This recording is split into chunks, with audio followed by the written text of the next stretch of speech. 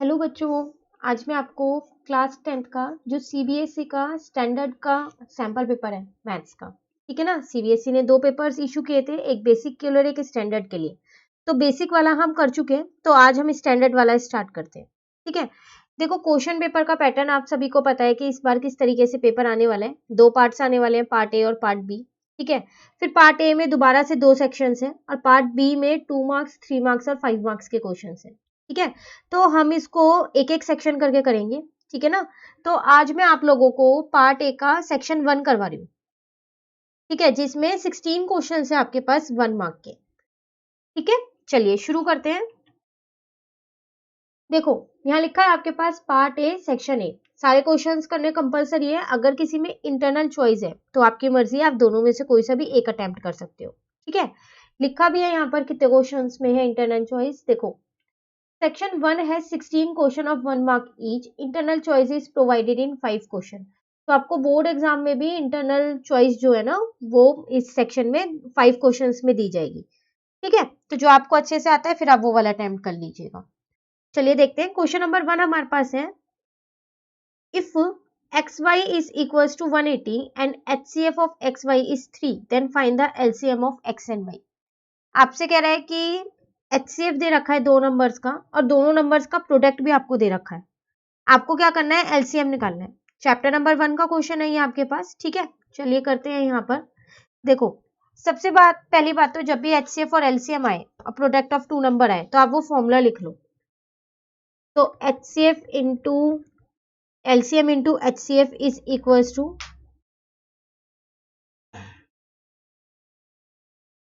Product of 2 numbers. ठीक है, अब एलसीएम तो नहीं पता, उसको ऐसे ही छोड़ दो। एचसीएफ आपको 3 पता है। अब प्रोडक्ट ऑफ 2 नंबर्स मतलब एक्स और वाई, इनका प्रोडक्ट आपको दे रखा है यहाँ पर 180। यहां से मेरा एलसीएम निकल के आ जाएगा 180 डिवाइडेड बाय 3, कट किया तो मेरा एलसीएम आ गया 60। ठीक है, अब इसके साथ एक इंटरनल चॉइस है। फर्स्ट क्वेश्चन में ही आपको इंटरनल चॉइस मिल गई है एक। देखो यहाँ पर आपसे कह रहे हैं the decimal representation of this, एक नंबर दे रखा है, will terminate after how many decimal places. तो ये भी चैप्टर नंबर 1 का क्वेश्चन है। तो इंटरनल चॉइस में जो चैप्टर है वो दोनों ही सेम है, मतलब दोनों क्वेश्चंस के लिए सेम चैप्टर है। तो ऐसा आप मत कीजिएगा कि कोई सा चैप्टर छोड़ के चले जाओ कि इंटरनल चॉइस आएगी तो उसमें से दूसरा कर देंगे, नहीं, वो भी सेम ही चैप्टर का आपको मिलने वाला है। ठीक है ना, तो देखो यहाँ पर आपसे कह रहा है कि जो ये नंबर है इसका जो डेसिमल रिप्रेजेंटेशन है वो कब कितने डेसिमल प्लेसेस के बाद टर्मिनेट होगा। टर्मिनेट मतलब खत्म होगा। ठीक है, तो अगर मैं इस नंबर को यहाँ लिख लूं, जब भी आपके पास ऐसे क्वेश्चंस आए ना, आप हमेशा ये देखा करो जो डिनोमिनेटर है वो होगा तो हमेशा 2 into 5 के फॉर्म में। ठीक है, क्योंकि टर्मिनेट हम उन्हें ही बोलते हैं जो 2 into 5 के फॉर्म में हो, जिसका डिनोमिनेटर। बस यहाँ पर ये चेक करो कि इसमें किसकी पावर ज्यादा है। जैसे 2 की पावर 1 है और 5 की पावर 4 है, तो 5 की पावर 4 ज्यादा है ना। तो अब आप क्या करो, जो दूसरा नंबर बच गया, जैसे कि यहाँ पर 2 बच गया है, उसको भी उसकी पावर भी 4 बना दो।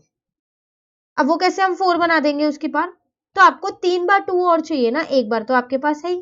तो आप क्या करो, वो 3 बार 2 यहाँ मल्टीप्लाई कर दो, तो यहाँ पर 2 की पावर 4 बन जाएगा और 5 की पावर 4 बन जाएगा। ठीक है, ये मैंने खुद से मल्टीप्लाई किया है। जब हम खुद से मल्टीप्लाई करते हैं ना तो न्यूमरेटर और डिनोमिनेटर दोनों में ही करते हैं। ठीक है, अब जब आप इसको इससे मल्टीप्लाई करोगे, इसका मतलब ये लिखा हुआ है आपके पास 14587 मल्टीप्लाई 2 into 2 और डिवाइडेड बाय 2 into 5 की पावर, पूरे की पावर 4 कर दी मैंने, क्योंकि पावर सेम थी ना तो मैंने एक ब्रैकेट में रख लिया बेस को। ठीक है, जब मैं इनको इंटू करूंगी तो 116696 अपॉन में 10,000 आएगा। तो अब मैं पॉइंट लगा सकती हूँ, तो 4 डिजिट्स पीछे से काउंट करूंगी और पॉइंट लगा दूंगी, तो इसका मतलब 4 डेसिमल प्लेसेस। तो हम यहाँ आंसर लिख देंगे आफ्टर 4 डेसिमल प्लेसेस।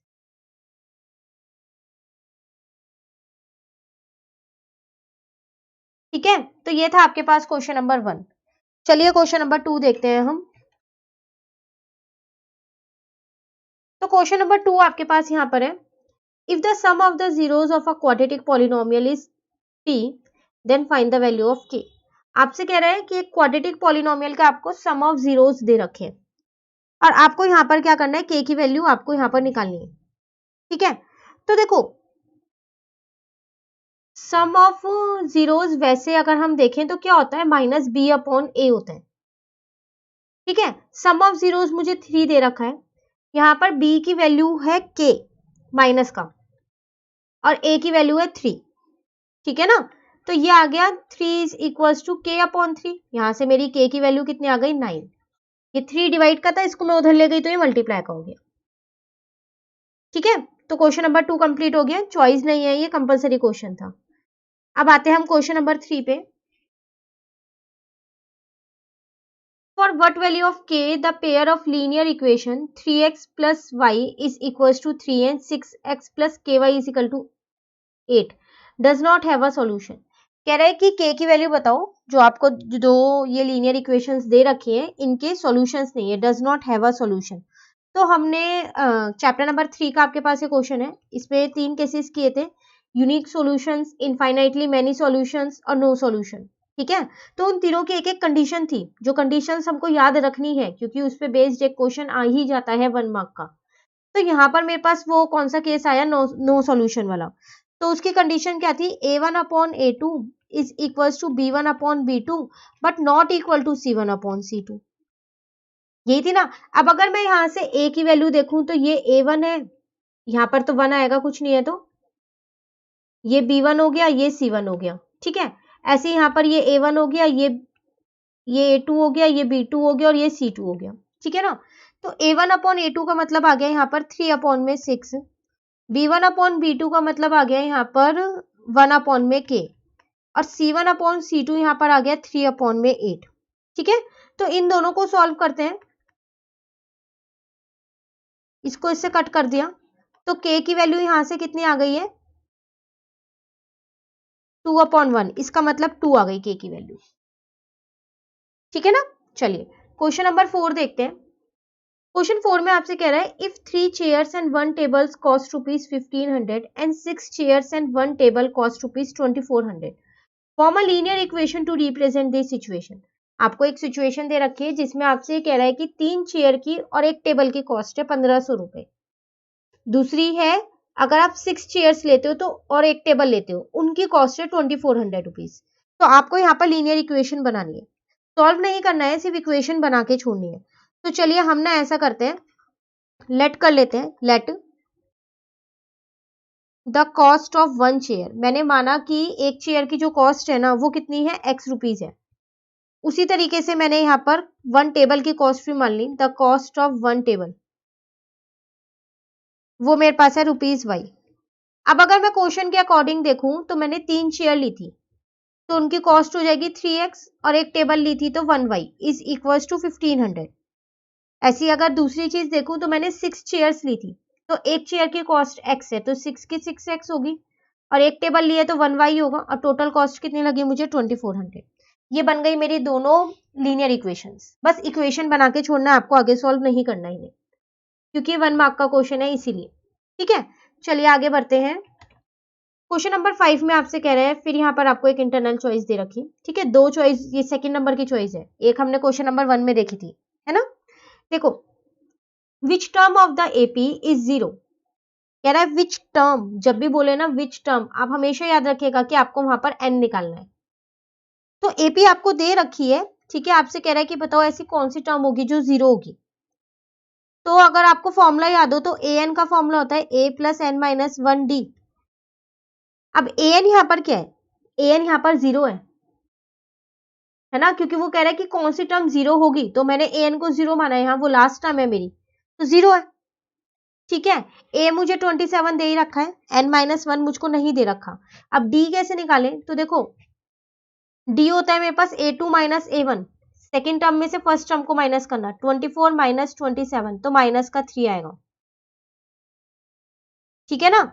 तो ये आ गया मेरा 27 माइनस का 3n प्लस का 3 तो 30 माइनस का 3n, ठीक है। 3n को मैं इधर ले आई तो यहां से मेरी n की वैल्यू कितनी आ गई 30 अपॉन में 3 कट करके मेरी n की वैल्यू आ गई 10। इसका मतलब कौन सी टर्म होगी 10th टर्म। तो आप यहां छोड़ के नहीं आओगे आंसर, अगर यहां छोड़ के आए ना तो आधा नंबर कट जाएगा, लिख के आओगे properly 10th term of the given AP is 0। ठीक है, चलिए क्वेश्चन नंबर 6 देखते हैं। क्वेश्चन नंबर 6 में आपसे कह रहे हैं for what value of k the equation has equal root. कह रहा है k की वैल्यू बताओ अगर इस इक्वेशन के इक्वल रूट्स हो। तो देखो जब इक्वेशन के इक्वल रूट्स होते हैं तो जो हमारा बी स्क्वायर माइनस 4ac होता है वो 0 के इक्वल होता है ना। ये हमने चैप्टर नंबर 4 में किया है। होता है ना बी स्क्वायर माइनस 4ac 0 के इक्वल। बस तो वैल्यूज को पुट करते हैं अब। ठीक है, तो पहले मैं यहाँ लिख लेती हूँ b की वैल्यू मेरे पास 6k है। ठीक है ना, और a की वैल्यू मेरे पास 9 है और c की वैल्यू मेरे पास 4 है। चलिए पुट करते हैं, तो 6k का होल स्क्वायर माइनस 4, a की जगह 9, c की जगह 4। ठीक है, तो 36k स्क्वायर यहाँ पर आ गया। ठीक है ना, और यहाँ पर आ गया आपके पास 144। इस 144 को मैं उधर ले गई तो यहाँ पर आ गया मेरा 144, ये माइनस का इधर आके ये प्लस का हो गया।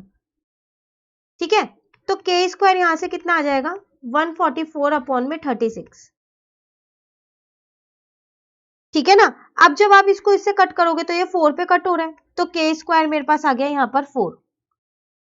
ठीक है, अब आपको k की वैल्यू चाहिए ना, तो जैसे यहाँ से स्क्वायर हटेगा तो इस पे रूट लग जाएगा, तो ये आएगा प्लस माइनस का 2। क्यों प्लस माइनस का 2 क्यों आया देखो, क्योंकि प्लस 2 का स्क्वायर करोगे तब भी 4 आएगा, माइनस 2 का स्क्वायर करोगे तब भी 4 आएगा। ठीक है, तो क्वेश्चन नंबर 6 यहाँ पर आपका कंप्लीट हो गया। चलिए अब क्वेश्चन नंबर 7 देखते हैं।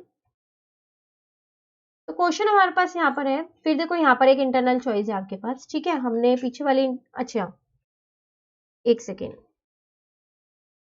हमने ये इंटरनल चॉइस का क्वेश्चन नहीं किया है ना, ये रह गया है। कोई बात नहीं, मैं आपको यहाँ करा देती हूँ ये इंटरनल चॉइस का क्वेश्चन।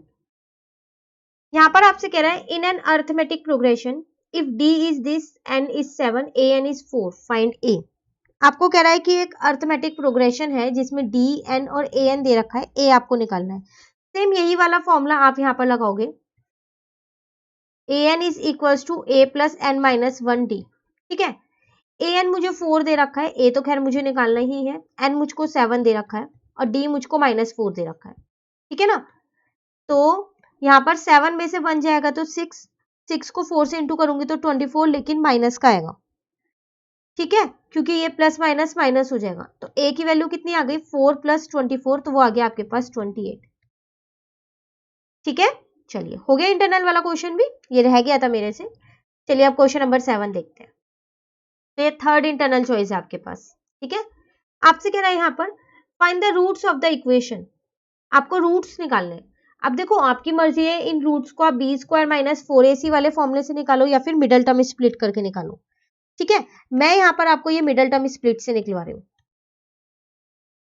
तो मिडल टर्म स्प्लिट होता क्या है, बीच वाले नंबर को इस तरीके से स्प्लिट करो कि प्लस माइनस करके तो मेरा क्या आ जाए 7 ही आ जाए, अब मल्टीप्लाई करके मेरा 10x स्क्वायर है ना।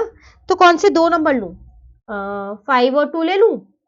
5 और 2 को प्लस करूंगी तो 7 आएगा, मल्टीप्लाई करूंगी तो 10 आ जाएगा, है ना। तो ये तो आसान सा था, जल्दी से मतलब इसके फैक्टर्स मिल गए, वरना कई बार तो हमको फैक्टर्स ही नहीं मिलते कि ऐसे कौन से दो नंबर लें हम। ठीक है ना, देखो अब इसमें से हम x कॉमन ले लेते हैं, तो यहाँ से आया x प्लस 5, इसमें से हम 2 कॉमन ले लेते हैं तो x प्लस 5 आ गया। तो x प्लस 2 और x plus 5 is equals to में 0 तो चल ही रहा है, इसका मतलब ये दोनों ही 0 के इक्वल है। ठीक है, तो यहाँ से x की वैल्यू आ गई -2 और यहाँ से x की वैल्यू आ गई कितनी -5। यही आपका आंसर है। रूट्स आपसे पूछ रहा था, आप लिख सकते हो नीचे यहाँ पर कि जो आपके रूट्स आए हैं वो आए -2 एंड -5। ठीक है, इसके साथ एक इंटरनल चॉइस है, हम यहाँ पर कर लेते हैं। आपसे कह रहा है for what value of a a quadratic equation has no real roots. कह रहा है a की वैल्यू बताओ जब आपको ये क्वाड्रेटिक इक्वेशन दे रखी है लेकिन इसके रियल रूट्स नहीं है। तो इसमें भी हमने केसेस किए थे, रियल रूट्स इक्वल रूट्स किए थे ना हमने। तो जब रियल रूट्स नहीं होते तब हमारे पास क्या सिचुएशन होती है, जो हमारा बी स्क्वायर माइनस 4ac होता है वो लेस देन होता है 0 के, 0 से। ठीक है ना, अब यहाँ पर देखते हैं, b मेरे को यहाँ पर दे रखा है -6, a मेरे को यहाँ पर दे रखा है 30a।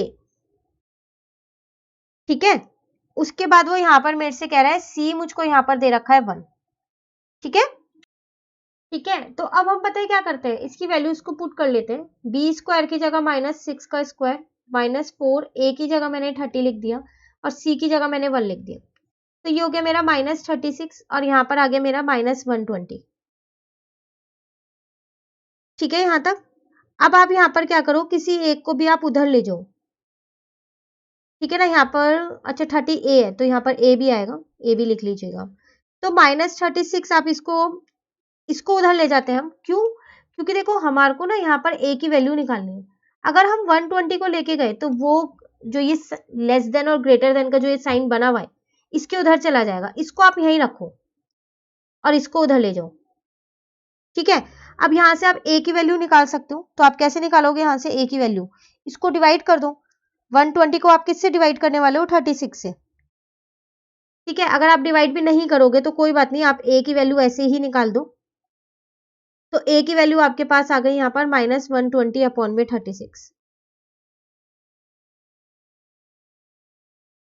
ठीक है, देखो अब अगर आप इसे काटोगे ना तो ये कट नहीं हो रहा है, पॉइंट में आंसर है। इसका मतलब ना यहाँ पर जो ये क्वेश्चन है, यहाँ पर 30 की जगह 3 है, ये यहाँ पर मिसप्रिंट है जो कि 30 लिखा हुआ है।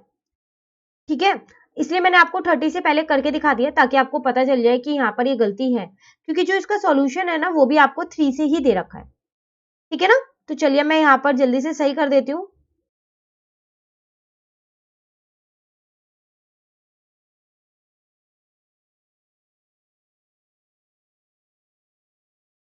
देखो, तो मैंने यहाँ पर 3a लिख दिया, तो ये आपके पास आ जाएगा यहाँ पर 12a।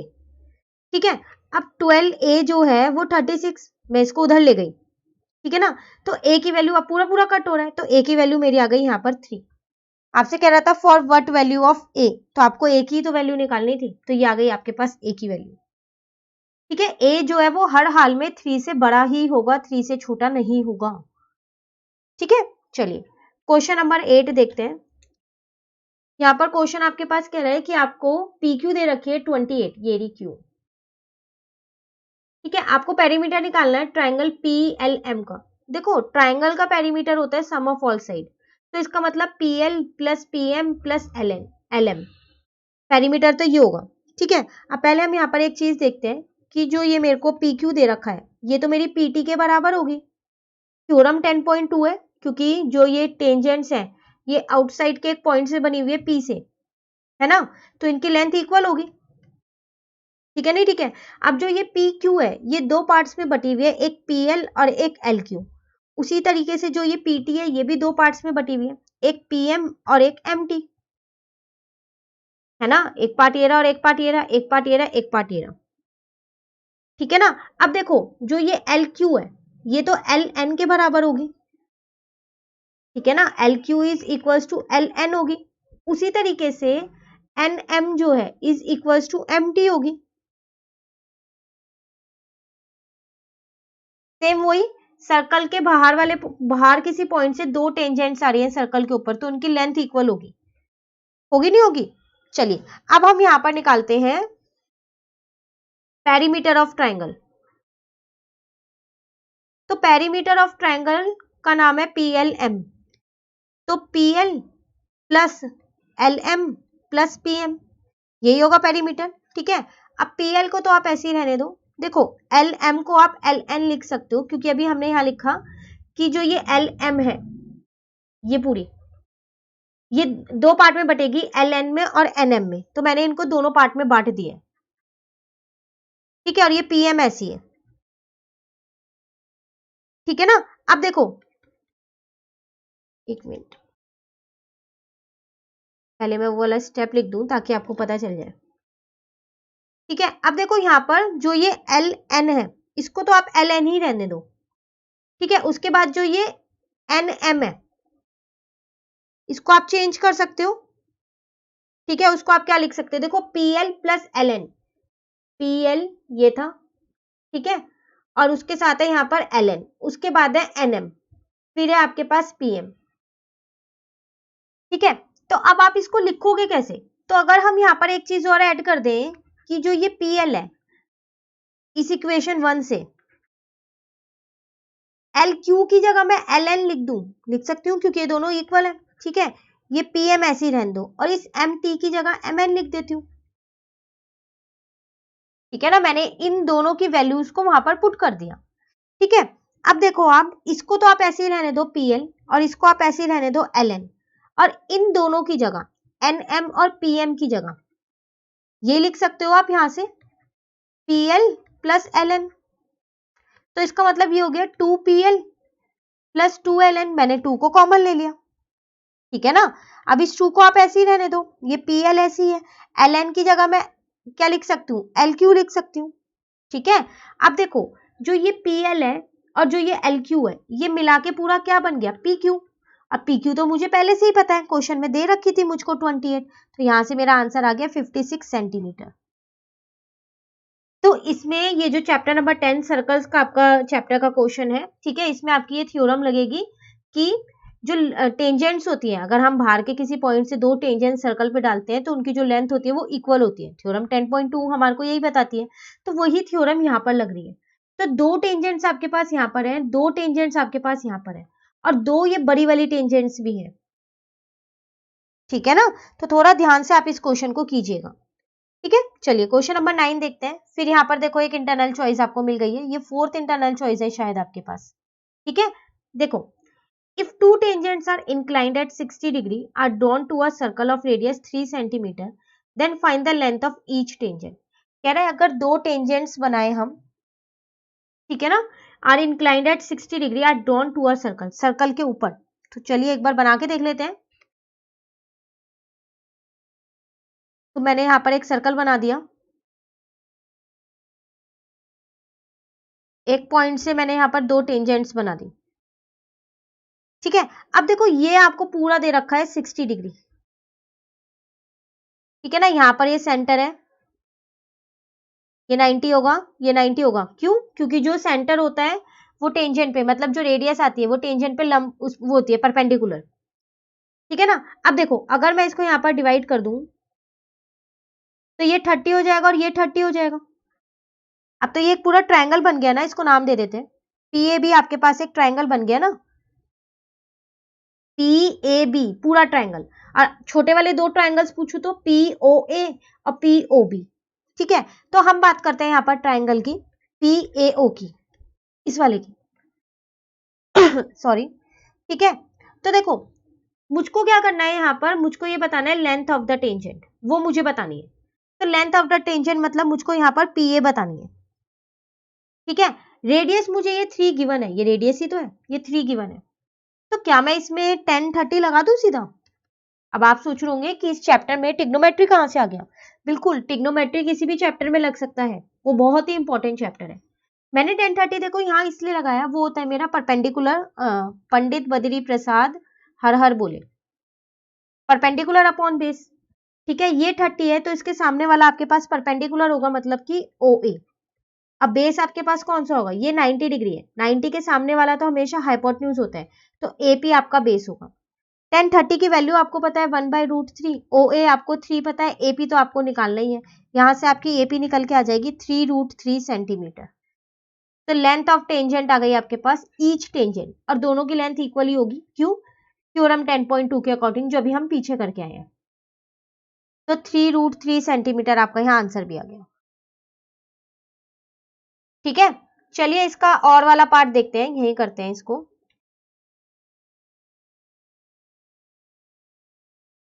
देखो अब आपसे यहाँ पर कह रहे हैं PQ is a tangent to a circle with centre O at point P।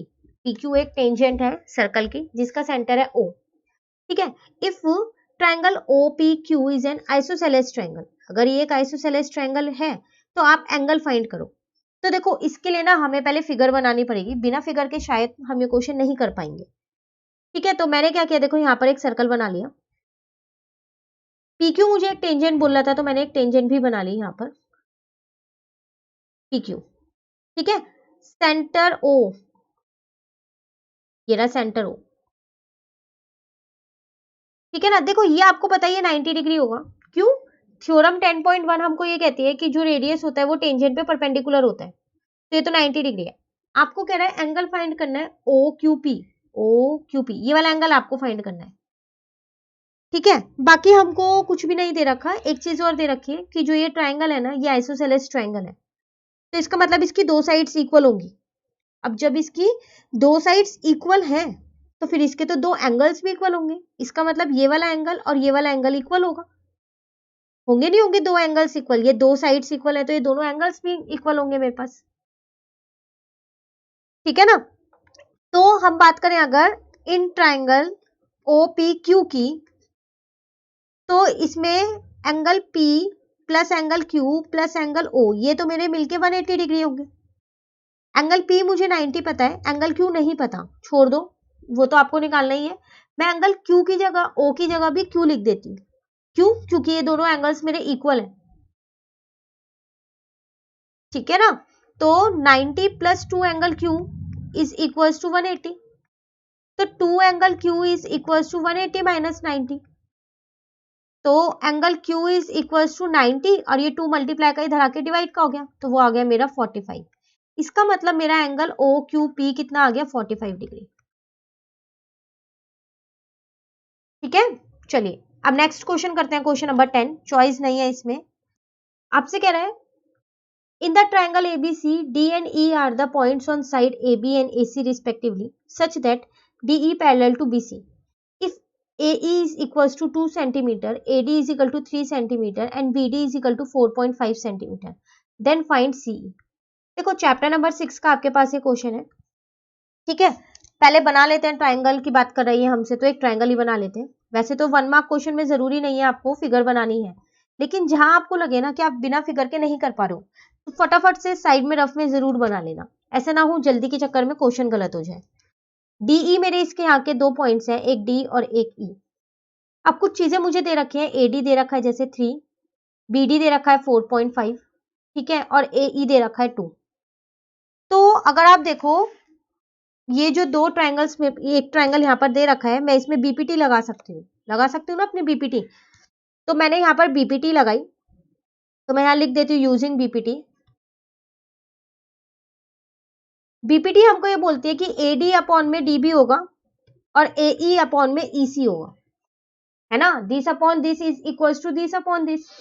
AD मुझे 3 पता है, बीडी मुझे 4.5 पता है, एई मुझे 2 पता है, ईसी मुझको नहीं पता, तो मैंने इसी को यहीं ऐसे ही छोड़ दिया। क्रॉस मल्टीप्लाई कर लेते हैं, तो 2 इंटू 4.5 और यहाँ पर 3 आ जाएगा, यहाँ से मेरा ईसी निकल के आएगा 2 इंटू 4.5 अपॉन में 3, ठीक है ना। अब आप यहाँ से पॉइंट हटाओगे तो 0 आ जाएगा, 2 से इसको कट कर दो 15 पे आएगा, 15 से इसको कट करो 3 पे।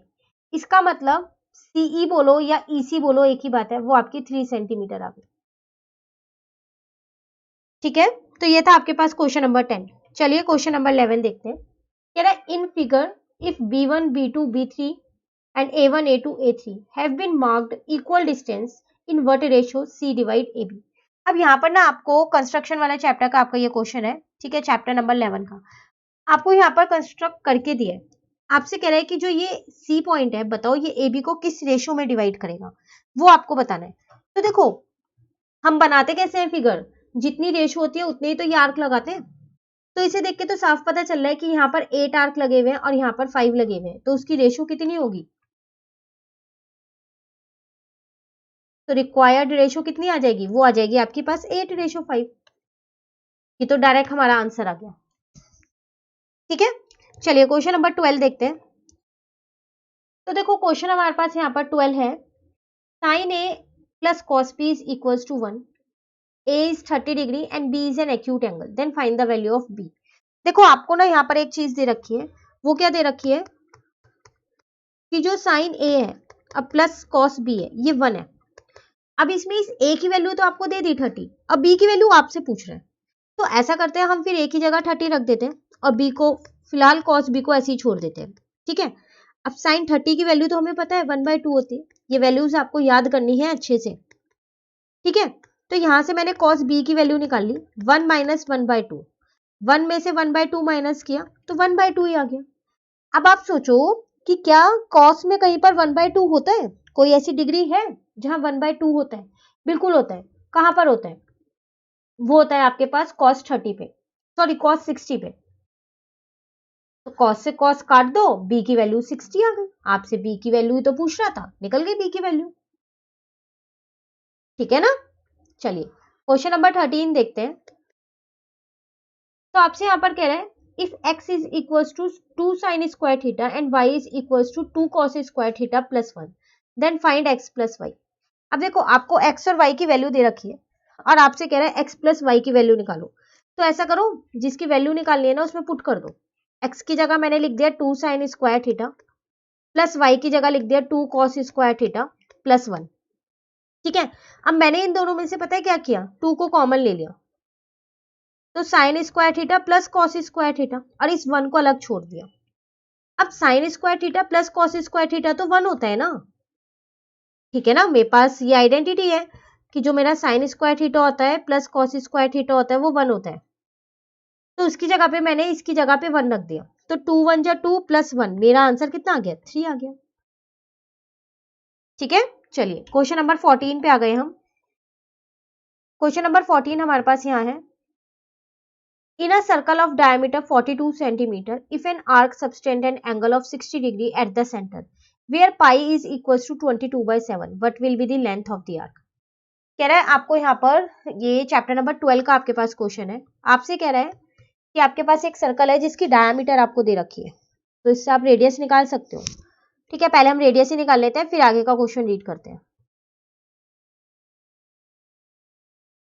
अब वो कह रहा है एक आर्क है जो एंगल बनाती हुई जा रही है 60 डिग्री का सेंटर से। ठीक है, तो आप लेंथ ऑफ द आर्क निकालो। आप चाहो तो इसमें फिगर बना सकते हो, वैसे फिगर बनाने की जरूरत नहीं है, हमसे लेंथ ऑफ द आर्क पूछ रहा है तो हम direct length of the arc का फॉर्मूला लगा देते हैं, क्योंकि ये 1 मार्क का क्वेश्चन है तो ज्यादा इसमें हमें टाइम नहीं देना है। तो 2 पाई आर, थीटा मुझे 60 दे रखा है 360, 2 को 2 ही रहने दिया, पाई की वैल्यू भी दे रखी है 22/7, आर मैंने अभी निकाला है 21। 0 से 0 काट दो, 6 से ये काट दो। ठीक है, 7 से इसको काटा 3 आ गया, 3 से इसको काटा 2 आ गया, 2 से इस 2 को काट दिया, डायरेक्ट मेरा length of the arc 22 centimetre आ गया। तो बिना फिगर के जो क्वेश्चंस हो सकते हैं 1 मार्क के, वो आप बिना फिगर के ही करोगे, उसमें फिगर नहीं बनाओगे। ठीक है, चलिए आते हैं क्वेश्चन नंबर 15 पे।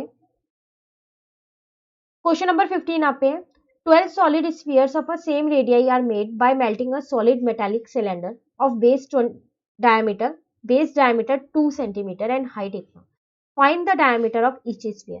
कह रहे हैं आपने क्या किया, यहाँ पर 12 सॉलिड स्फीयर्स को बनाया जिनकी रेडियाई सेम है, और बनाया कैसे, एक मेटेलिक सिलेंडर को मेल्ट करके फिर आपने उससे स्फीयर बना दिए। अब मेटेलिक सिलेंडर के आपको सारी डायमेंशंस दे रखी है, डायमीटर भी दे रखी है और हाइट भी दे रखी है। अब आपसे कह रहे हैं जो स्फीयर आपने बनाया ना उसकी डायमीटर बनाओ, बताओ। तो अगर आप उसकी रेडियस निकाल लोगे तो डायमीटर निकाल पाओगे। ठीक है, सबसे पहली बात हम ना यहाँ पर क्या करते हैं, लिख देते हैं कि जो बड़े वाला आर है वो मेरी रेडियस ऑफ सर्कल है, क्योंकि अब यहाँ पर 2 बार आर होगा तो कंफ्यूजन हो जाएगी। ठीक है, और जो बड़े वाला एच है वो हाइट ऑफ सिलेंडर है।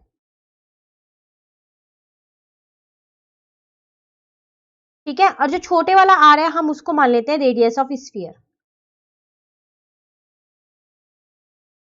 ठीक है ना, देखो आपने मेटेलिक सिलेंडर को मेल्ट करके ये स्फीयर बनाए हैं, तो इन दोनों की वॉल्यूम तो इसका मतलब सेम होगी ना, तो दोनों में वॉल्यूम का फॉर्मूला लगाते हैं। Volume of cylinder is equals to volume of 12 spheres, क्योंकि 12 स्फीयर्स बनाए हैं आपने एक सिलेंडर को मेल्ट करके, तो वॉल्यूम होती है पाई आर स्क्वायर एच। अब जो यहाँ पर आर और एच है ये मुझे बड़े लेने चाहिए, क्यों, क्योंकि मैंने ऊपर उनको लेट कर लिया है कि बड़े वाला आर क्या है और छोटे वाला आर क्या है। ठीक है, तो आप फॉर्मूले में भी उसको बड़ा ही लिखोगे, और यहाँ पर 12 इंटू 4/3 पाई आर क्यूब। ठीक है, पाई से पाई तो काट देती हूँ, दोनों जगह सेम है। आर मुझे इसका नहीं दे रखा था, तो डायमीटर दे रखा है 2 है, तो रेडियस तो 1 ही होगी फिर, तो इसका मतलब 1 इंटू 1, और हाइट मुझको यहाँ पर दे रखी है 16, इसको इससे काटा तो 4 आ गया। ठीक है ना, तो यहाँ पर आ गया 16 इंटू में आर क्यूब। अब देखो आप 16 is equals to 16 R cube, तो आर क्यूब मेरे पास यहाँ पर आ गया 16/16, कट किया तो 1 आ गया, तो इसका मतलब फिर मेरा आर भी 1 ही होगा, क्योंकि 1 का क्यूब तो 1 ही होता है। आर निकल गया, अब मैं डायमीटर निकाल सकती हूँ। तो डायमीटर ऑफ ईच स्फीयर वो कितनी आ जाएगी आपके पास, डायमीटर तो 1 इंटू 2 ना, तो वो आपके पास आ जाएगी 2 सेंटीमीटर। ठीक है, तो ये क्वेश्चन नंबर 15 जो था आपके पास वो चैप्टर नंबर 13 का था। चलिए लास्ट क्वेश्चन पे आ गए हैं, क्वेश्चन नंबर 16 पे। देखते हैं यहाँ पर क्वेश्चन। देखो क्वेश्चन हमारे पास यहाँ पर है, find the probability of getting a doublet in throw of a pair of dice. कह रहा है प्रोबेबिलिटी बताओ कि डबलेट आए। डबलेट मतलब दोनों डाइस पे एक जैसे नंबर, जैसे दो dice throw a pair of dice, मतलब आपको पता चला दो डाइस आपने थ्रो किए, जैसे 2 2 आए, 1 1 आए, 3 3 आए, ये इनको बोलते हैं डबलेट्स। तो अब आपको इसकी प्रोबेबिलिटी बतानी है। तो देखो कैसे निकालने वाले हैं हम इसको, डायरेक्ट निकालेंगे। Probability of getting a doublet, तो कितने आ सकते हैं डबलेट, 6 आ सकते हैं। ठीक है, और टोटल आएगा 36, क्योंकि जब आप दो बार डाइस को थ्रो करते हो तो टोटल आउटकम्स आप पे 36 होते हैं। ठीक है ना, डबलेट 6 कैसे आए, 1 1 2 2 3 3 4 4 5 5 और 6 6। ठीक है, ये छोटी छोटी चीजें हैं जो आपको याद रखनी पड़ेंगी कि जब हम दो बार पेयर को डाइस को थ्रो करेंगे एक साथ, तो जो हमारे टोटल आउटकम्स है वो 36 आएंगे। ठीक है, दो बार कॉइन्स को अगर आपने टॉस किया तो टोटल आउटकम्स 4 आएंगे। ठीक है ना, वहां पर अगर आप वो इतनी बड़ी टेबल बनाओ 1 1 1 2 तो बहुत टाइम ले लेगा, और ये 1 मार्क का क्वेश्चन है। ठीक है, इसको आप कट करोगे तो 1/6 आपका आंसर आ जाएगा। ठीक है ना, चलिए लास्ट क्वेश्चन देखते हैं, इंटरनल चॉइस है ये आपके पास। तो और वाला क्वेश्चन है, प्रोबेबिलिटी का ही है, find the probability of getting a black queen when a card is drawn at random from a well shuffled pack of 52। तो देखो यहाँ पर आपसे कह रहा है ब्लैक क्वीन कितनी होती है, ब्लैक क्वीन आपके पास दो होती है ना, जैसे दो रेड होती है ऐसी दो ब्लैक क्वीन होती है। तो प्रोबेबिलिटी निकालनी है आपको ब्लैक क्वीन की। तो फेवरेबल आउटकम 2 हो गए आपके पास, और टोटल आउटकम 52, क्योंकि 52 कार्ड्स हैं, एक भी कार्ड आपने उसमें से नहीं निकाला है। कट करोगे तो 1/26 आपका आंसर आ गया। ठीक है, तो ये था आपके पास क्वेश्चन नंबर 16। इसी के साथ हमारा जो ये पार्ट 1 है, पार्ट ए का सेक्शन 1 जो है ये कंप्लीट हो गया। अब क्वेश्चन नंबर 17 टू 20 जो है ना वो आपके पास केस स्टडी क्वेश्चन है, तो वो मैं आपको नेक्स्ट वीडियो में कराऊंगी। ठीक है, इतने आप क्वेश्चन नंबर 1 टू 16 कर लीजिए। ठीक है ना, अगर आपको ये वीडियो अच्छी लगी तो आप इसे लाइक जरूर कीजिएगा और मेरे चैनल को सब्सक्राइब कीजिएगा। Thank you.